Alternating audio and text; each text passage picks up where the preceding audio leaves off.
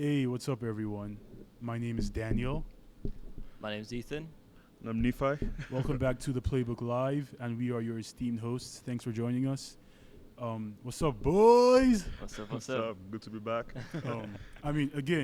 Just real quick before we actually get into the episode proper. Once again, very big thank you to everyone who's tuned in, who's listened, who's watched, who's supported in any and every way.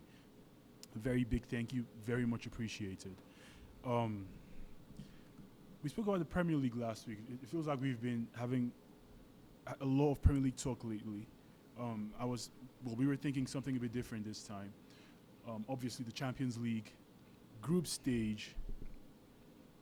The Champions League groups were announced this past week. There's a few surprises, a few controversial placements, I would say. But just real quick, before we actually get into the main details of the Champions League, what do you guys think, just in general? Nephi, Ethan, what are your thoughts on just the group stage? And you know what? Also the awards. The Champions League Player of the Year. European Player of the Year. Haaland won it in the end, right? But it was Haaland, Kevin De Bruyne, and Leo Messi. Yeah, those are the three nominees. Yeah. So just overall, what have you guys thought so far of the awards, the groups? What do you guys think? Yeah, all good. Obviously Champions League is back, and I think it's a really exciting time. I'm really excited to see some of these results and see kind of who plays off as being kind of one of the top teams in the league. And finding out who's going to actually end up winning this thing. I think there's going to be a lot of underdogs, right? There's some teams that we wouldn't usually expect. There's a lot of those teams this season, honestly. 100%. And some really difficult groups, right? I'm really looking at, I think, Group A and Group F are the ones I'm kind of paying attention to the most. And to give some context to some of the viewers, Group A, we're looking at Bayern Munich, Copenhagen, Galatasaray, and Man United. Whereas in Group F, it's Borussia Dortmund, Milan, Newcastle, PSG. and PSG. That's the Group F is the Group of death. Group of death, Yes. isn't it? Dortmund, Milan, Newcastle, PSG. Bro, Newcastle's first season in the Champions League in how long? And this is a group they get thrown into. Bro, yeah. It's a lot of predictions. There's a lot of predictions. I don't know. What's your thoughts on it, Ethan? First of all, the awards, for sure, Haaland deserved to win that award. Absolutely. No anyone debate. who no debate. thinks otherwise, you get your head checked. Respectfully, obviously. I'm joking. Also did Pep too. Pep deserved to win his award to best manager. Absolutely. But I did see, I don't know if you guys have seen that, but I did see the ranking of top coaches in Europe. Don't look at those rankings, man. You will lose your mind. I won't get into it, but give us some context. Bro, you can't say that without giving context. Okay. Xavi is not in it. Ten Hag is not in it. David Moyes is in it though. Are you taking the piss? And I could go on there's Deserbi in it. Respectfully to David Moyes, respectfully. But anyways, Pep won it, so let's just say Pep deserved it. But I lost my mind looking at those top 10. But looking at the group stages, this group of death is gonna be crazy. Mbappe is gonna have to turn up at Newcastle, and it's they have a really good atmosphere, and I remember Griezmann made a joke one time to Mbappe about how he signed him on his football manager, and he signed it to Newcastle. I saw that. I don't think he was talking about how it's not even 1B or something. He's gonna have to play there, and so it's exciting. I'm really excited for this Champions League. I was listening to what you're saying about PSG. I think it's a tough group for everyone involved in there. PSG honestly haven't looked particularly convincing in their league this season. I think it will be interesting to see how they perform there. Just for a bit more context, as Ethan already added, Group A, as Ethan already said, Bayern, Copenhagen, Galatasaray, Man United. Group B, we have Arsenal, Lens, PSV, Sevilla, Real Madrid's group there with Napoli, Braga, Union Berlin.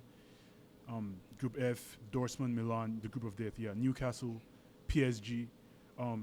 Man City's group, absolutely scandalous grouping. Man City, Young Boys, Leipzig, Red Star Belgrade. Like, I mean, I don't know if it's just me, but it does seem like Man City keep getting these easy groupings, doesn't it? Yeah, it'll be an interesting one to watch, right? I credit Leipzig, of course. I mean, respectfully to the other teams involved, and yeah, Leipzig are a good team. 100%. And smashed Bayern, like, was it 2 weeks ago? That's right. Yep. But to be fair, looking at Young Boys and Red Star, you just think in comparison to like quality per se, City and Leipzig should really dominate over those types of games. And I think there's really kind of a clear outtake there. One of the things I also wanted to add was Group H, actually, with Antwerp, Barcelona, Porto, and Shakhtar Donetsk. Yeah. That's a good group, in my opinion. I mean, one team that we haven't really spoken about, and I've been looking at them for quite a little while now, is Antwerp. And I have a really good feeling that they're going to have a good Champions League turnout. I really want them to. Alderweireld went back there and they just won their Super Cup, I believe is what they call it, and they're also their league. And so they're really on top form in considering being, I believe, a Belgium team. So I'm curious to see how they perform against the likes of Barcelona, Porto, and Shakhtar Donetsk. Yeah. I think they're kind of the underdog there in that group. Yeah. And I just feel like they'll have a very positive turnout. I think a lot of teams won't expect them coming for them. Yeah, I think That's a good shout. Yeah, that's a very good shout. I think. No, we're going to say something. Yeah, I was just looking at Group B and thinking like, Ethan had his shout, and I was just thinking like with that Group B, like someone made a joke. I think it was an Arsenal fan, so it wasn't me. Like about how like that's an Europa League group. Just little disclaimer there. It wasn't me. it was an Arsenal fan. I saw it on Twitter, but like it looks like Arsenal learns like PSV Like a Sevilla. Europa League group. Yeah, like Yeah, I saw that. and but obviously Arsenal is probably gonna win that group, but I'd be surprised gonna if they don't. Yeah, it's gonna be interesting to see does Sevilla drop out again, or like what can PSV do. But either way, these teams like going into Europa League is gonna be a good competition for them. Two of these teams going to Europa, or one of these teams going to Europa League, or the Conference League too. So that group, has teams that are known to at least to compete in like Europa League, like competition. Arsenal is back in the Champions League After how long? Since like 2017. Yeah, Something so like that, you expect them to. I mean, like you expect them to play proper football, like to look good out there. So I just like that group for like the sense of like you never know with Sevilla, and Honestly, you never really do. So and a lot of and it's happened a lot of the times where they're in the Champions League, they're placed in the Champions League group. You expect them to do really well, they don't, but then somehow they still end up winning the Europa League after dropping down there. I don't know how they do it, but Yeah, it really is an interesting group, and if you're Arsenal and you're Arsenal fans, I really do think that you take away from that going, we really should qualify and take it really a long way, which is both exciting, but it could also really be a disappointment if they don't turn up.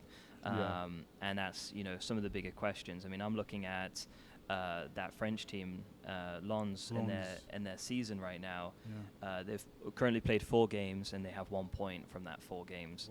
Wow. And I don't ever try to hugely discredit kind of the level of difficulty in the French league, but in comparison to other leagues, that's a bit concerning if you're fans there. I agree.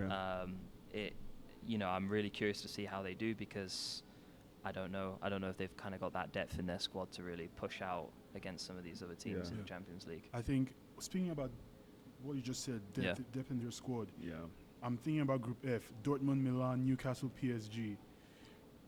Obviously, on paper, PSG are the team you'd heavily expect to at least finish top of the group, or at the very least qualify from the group. But focusing perhaps a bit more on Newcastle, obviously they won their first game of the season. Then they lost to City in their second game. They squandered the lead to Liverpool and lost 2-1, despite Liverpool having 10 men. And they just lost, was it 3-1 to Brighton? That's right. And this is all while still using their first team. And I think Newcastle have done really well to get this far. I think it's a testament to the work that they've done since the takeover, and also a testament to the work Eddie Howe's done, and honestly also testament to their recruitment. Their recruitment has been like top quality for the most part, at least since takeover, since Eddie Howe came in. Yep. And I think qualifying for the Champions League was a big step, but it was the first step. Now they have to take that next step, and I just think it will be very interesting seeing how things develop at Newcastle in relation to first game of the season. I think they won like 5-0. Yeah. Like expectations were high, like emotions were high around Newcastle. But then all of a sudden they've lost their 3 games since, and that's how much like expectations and like momentum and like that feeling of positivity can like really drop very quickly. Yeah. And only 4 games in, and you've lost, and obviously they faced Liverpool and City in the first 4 games. So that's it's going to be a tough. These are like it's going to be a tough set of fixtures for anyone. But still, a win and 3 losses in 4 games is not exactly doesn't exactly fill you with promise if you're a Newcastle fan. And when you combine the fact that they're in arguably the toughest group on paper in the Champions League with Dortmund, Milan, PSG, I think going back again to what you said about depth, playing these caliber of teams in the Champions League midweek combined with their weekly Premier League fixtures could like take such a huge toll on their squad, on their players. And this thought isn't exclusive to just me. I'm sure you guys have thought it. I'm sure football fans will probably have thought the same thing, that Newcastle don't have enough quality in depth to compete on all fronts. Yeah. So especially when I feel like if they were placed in an easier group, maybe they could have just maybe reading their luck and try to grind their way into a round of 16 qualification. But with the group they're in, Dortmund, Milan, PSG, combined with the fact that they haven't had the best of starts in the Premier League, 4 games in and they're already playing catch up. At least if they want to finish in the European sports, I'm just saying, if I were a Newcastle fan, I wouldn't be feeling the most optimistic right now. Yeah. That's fair. And I agree. And talking about really the group of death, one of the things I wanted to kind of get your guys' thoughts on is, in order, predictions of how it's going to turn out. I don't know if you guys have thought about it yet. And I'm happy to go first to give you guys my perspective on it. Again, I like to be a little bit audacious in a colourful with my call-outs, so you'll have to bear with me. But considering in form, how teams are doing right now, I actually see Milan being top of that group. I was going to say, I agree. With their current form in their respected league, they're doing great. 3 games, 3 wins, fantastic form. Was it Roma? They just recently beat 2-1. Correct. Yep, correct. And they looked really positive in that game, and they really have a really good chemistry. And I watched it, and I thought, the signing of Pulisic, the signing of Loftus-Cheek have been of great help to the team. The reason why I don't have PSG there is simply because they've got new players, new attacking players. Lots of new players. Like, they practically have a new front 3. 100%. Like, aside Mbappe.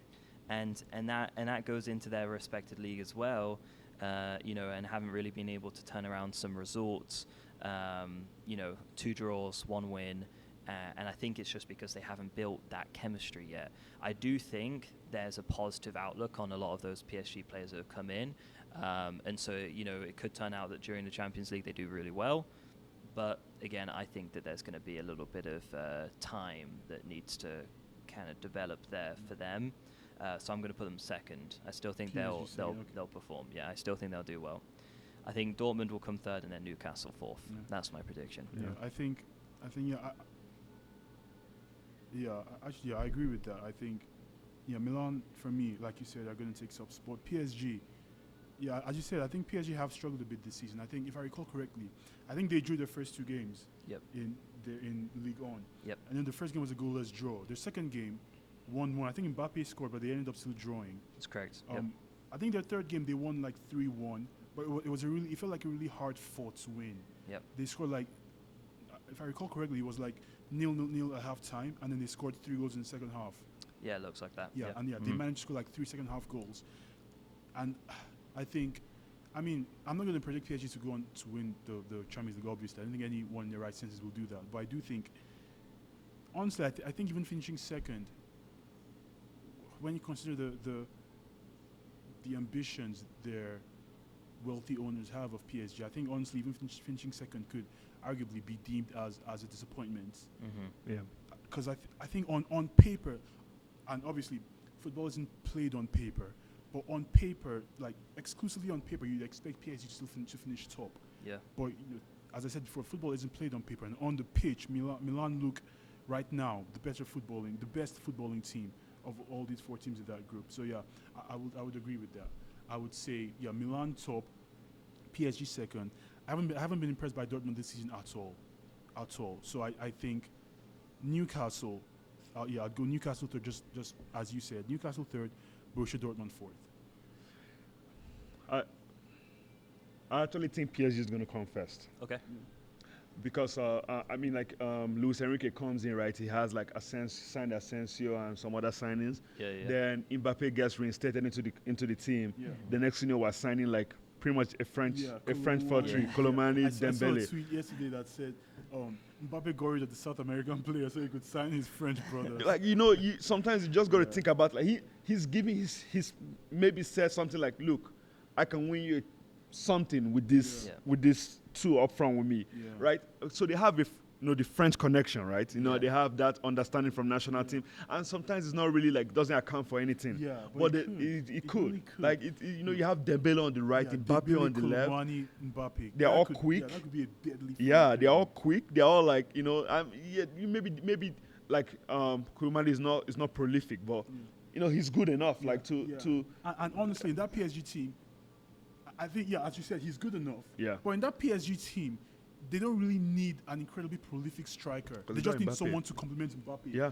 Mbappe. Mbappe can take the main burden, the main goal scoring burden. And I think that's exactly the reason why he's like I want because they signed Gonzalo Ramos. They signed Ramos and Colomani. They have Asensio too that is not going to play on the wing. Not this Asensio winner anymore. He's probably going to play down the middle because they signed Lee and Kang, and he's probably like a winger. So there's just so many things. I think like now it's looking more like okay, they have 2 sets of teams, and I think it's easier for them to rotate more. Yeah. Like I think Dembele is probably going to avoid injuries with PSG because they're probably not going to play him in. It's League One. No offense, but it's League One. Like you're not going to play him like every game in League One. So I think he has a chance to like all right. Turn up for the do what we you have that here's the card we gave Neymar all you have to do is turn up for the Champions League for us, and Dembele does that, and if they get far enough, I feel like they have a chance of winning this time with Dembele and Mbappe and Kolomani. But talking about the group stage, I think they probably finish first. I think they finish first because I rate Milan as a team, but when it comes down to PSG against Milan and Mbappe is running out to you. That's fair. That's a fair point. Who can stop him, man? Like point. I mean, like let's be honest. Who can stop him? That's a fair point. So I think it's going to be PSG, Milan. I think Borussia Dortmund will probably finish third. Then Newcastle fourth because today, for example, like they didn't have Botman and they had to play Dan Burn in their defense. They don't have cover. They just don't have enough cover. That's a fair point. And I think just still on your point, all these other teams have more Champions League experience than Newcastle. That's a very good point. And the thing with Dembele, you're talking about that card they gave Neymar where you only play Champions League games. I think that's a very dangerous thing to do, though, in my opinion. It could breed complacency and inconsistency. So, but definitely, I do agree with your points that Dembele could have more of an injury-free season than he's had in previous seasons because I think PSG have more rotational options in that position now. Lee can play. Honestly, even Asensio could do a job there. In League One, in that league, Asensio could do a decent job there, honestly. You're playing a big game at Milan. Honestly, Colomani can play out wide too. And and they have Goncalo Ramos, who's a striker. They could play Goncalo through the middle, Colomani out wide for a game, Mbappe on the You have a game in the weekend, you can just bench your whole front three, play on that front three in League One. Then, it's a very, those are like, they're all very versatile options. Yeah. Like, for the most part, they're going, maybe except Goncalo Ramos, but the He rest can of play them, for down the the- most part, can play all across that front three, can do a job all across that front three. Yeah, I think that's a really fair and interesting point. I think, but then aside from the front three, their midfield, I feel like their midfield still leaves a lot to be desired. Their defense, I mean, they've brought in, they've brought in some defensive reinforcements. Skriniar, the guy from Bayern Munich, Lucas Hernandez. That was good. Those two are, Those two are really good though. In addition to the people they had there before, they had Marquinhos there. Nuno Mendes. So Kimpembe, even though he's injury prone. So it's their midfield that's probably like the three people that are gonna play in the middle. Yeah, for them. Ugarte was a good buy. Ugarte is really good at the base as the deepest lying midfielder. But no, I think when on paper, and as I said before too, on paper, PSG have the strongest team in that group. Yeah. So on paper, you'd expect them to finish top. Yeah. But the reality of things on the pitch could turn out very differently. 100%. In home turf, whatever it may be, there's a lot of circumstances that can come into football, and I think that's what's most exciting about the Champions League is that we always end up finding these teams that we wouldn't really give credit to, and they come out, they shine, and they actually end up performing a lot better than we expect. And man, I can't wait for it to get started. Yeah. I think. No, go ahead. Sorry. No, you're good. Yeah, I'm all round. I really look at some of these teams and some of these groups, and I'm really kind of trying to play out who's coming first, who's coming second, and there's a little bit of confusion in my mind. There's no certainty there. There's a lot of questions I have to look at. Maybe with Group A, right? Yeah. I know that's the top, because I know we have two Man United fans here and a Liverpool fan. So that's not tough. There's nothing tough about it. I feel like there has to be like a discussion, right? Yes. Of course. I know Ethan is dying to say Bayern Munich and Man United. There's nothing tough about that. Bayern top probably, United second. Anything aside that would be anything less than that, or United first. But I'm a United fan, so okay. I'm going to give two predictions: my optimistic prediction and my realistic prediction. The optimist in me says United top. Oh wow! A smash and grab win against Bayern at the Allianz. Okay. With Rashford and Højlund up front and four midfielders, smash and grab. We take top spot. Bayern second. That's our first game, right? Oh my days. Okay, wait. But see, it doesn't matter. It doesn't matter. Like better first than last. Yeah. But the realist in me says Bayern top, and we get touched at the Allianz by a respectable scoreline, of course.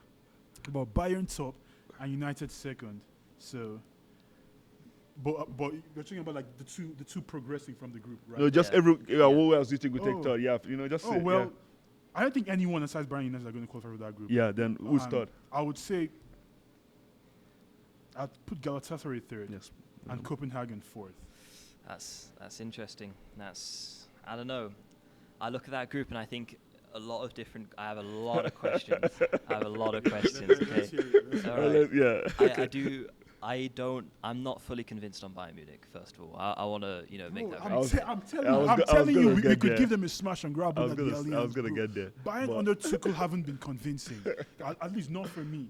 No. They just haven't been convincing for me. I honestly think we could give them a game. No, I was going to predict that we were going to top the group, but I was going to, but you go ahead. Yeah, I wanted to, I think, honestly, I think any of these teams can give each other games. That's the really interesting You're part. being too respectful to Copenhagen and Galatasaray.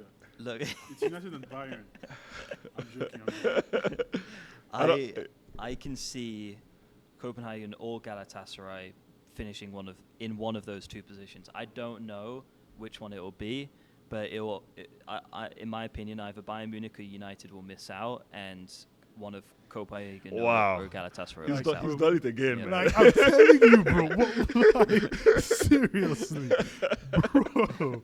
Wow. Oh my days. Fair. Okay. So I don't see Copenhagen going anywhere near to that second.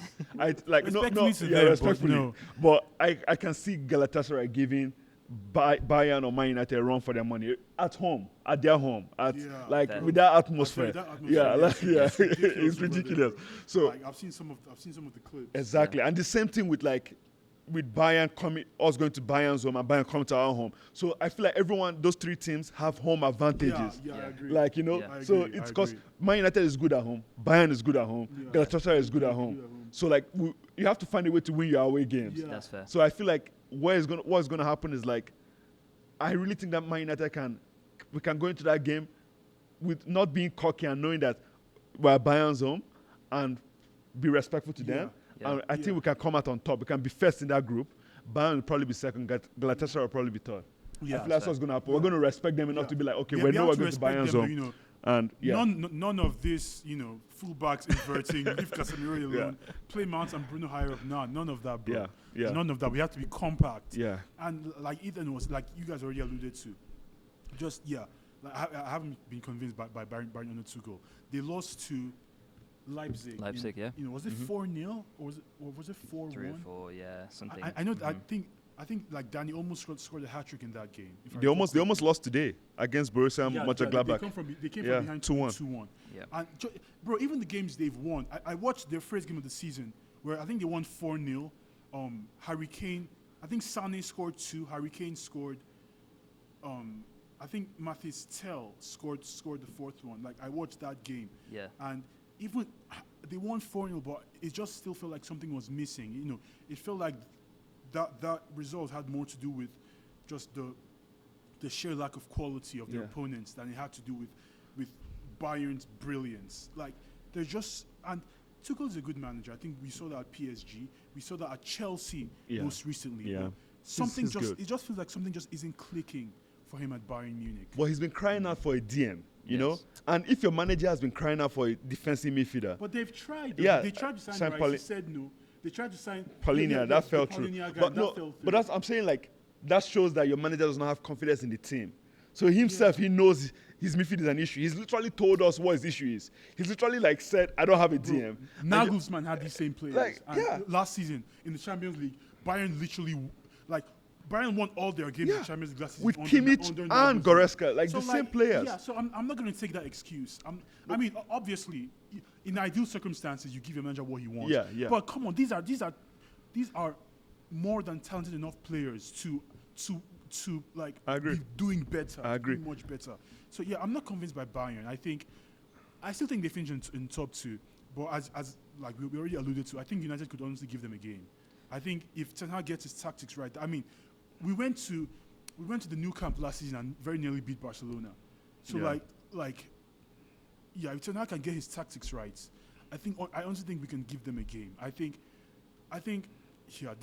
I still think Bayern are good enough to finish in top 2 just because, despite they will. my doubts Yeah. over Tuchel's management of this Bayern team, I still don't think Galatasaray and Copenhagen have enough quality to like cause any major upsets. Fair. That's fair. I mean, yeah, the one thing that I was just looking at as well is I don't know if Bayern Munich ended up actually getting a proper first-team goalkeeper. I was just looking at that today. That's and true.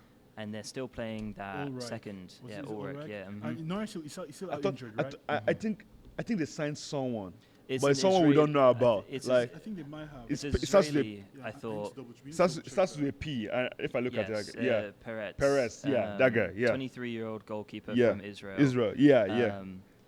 And I've not really heard much about him, and he could be better. But you know, he's not those Onanas. He's not Yeah, the yeah. Allisons, De Gea, Yeah, even, yeah. right? Like he's not those type of players that you can really in a Champions League game. You need that last player to just win you the game, make that stoppage, stoppage time to get goal saving, opportunity, whatever it may be.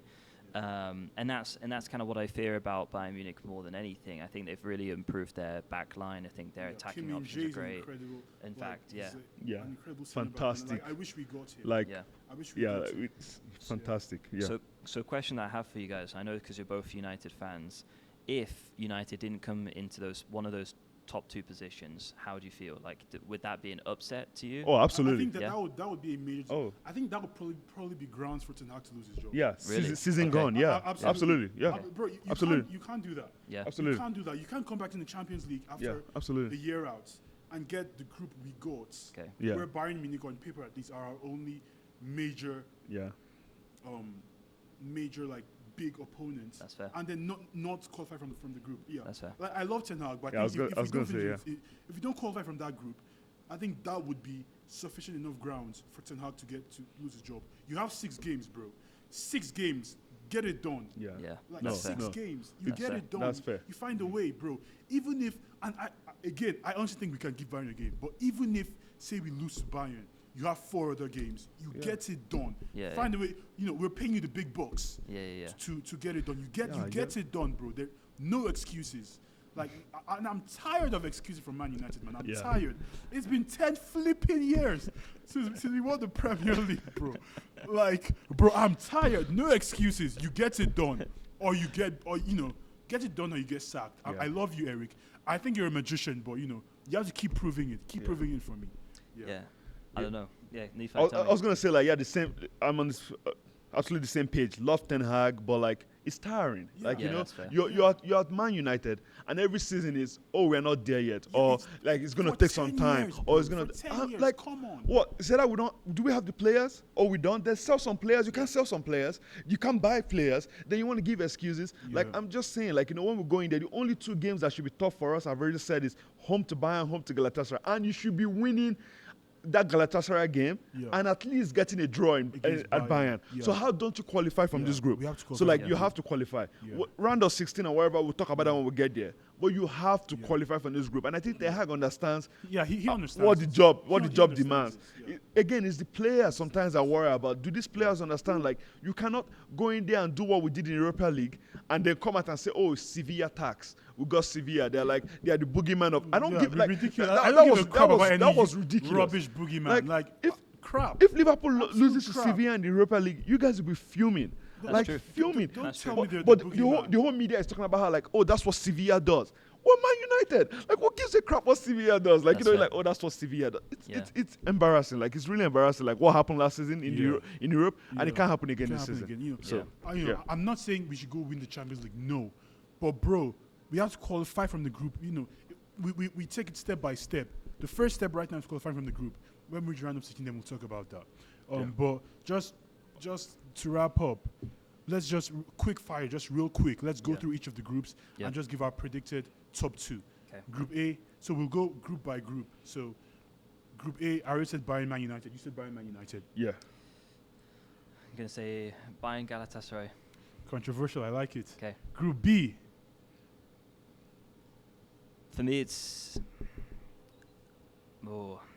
Arsenal first, but I could see PSV or Sevilla making it in a second. I think it's gonna be Sevilla Arsenal. Sevilla Arsenal. Yeah. Yeah. I'm gonna go Arsenal. I think Arsenal are the obvious choice. Yep. I'm gonna go Arsenal PSV. Okay. I'm gonna go Arsenal PSV. Group C, Real Madrid Napoli. Any No. No. Yeah, we're good. Group C. Move on. Sorry, but yeah, no. Okay. Group D. Tough again, but Inter and Benfica. Benfica looked good last season. I think they've made some. Yeah. Well, they lost Ramos, so That's true. you But know. still, I still think they have enough. Honestly. yeah, Yeah, I think they have enough. because they have Di Maria back now. that's Yeah, true. they So, do. They do have Di Maria back. I think they have enough. But, I think to be there. you know, is he going to be able to avoid injuries? That's another That's big true. one. Yeah, But yeah. Inter Benfica for me too. Yeah, same. Yeah. Same. Group E, we have Atletico, Celtic, Feyenoord, and Lazio. I think Atletico are like the obvious choice, but with Atletico, you never really know sometimes. Honestly, True. But what are you guys thinking?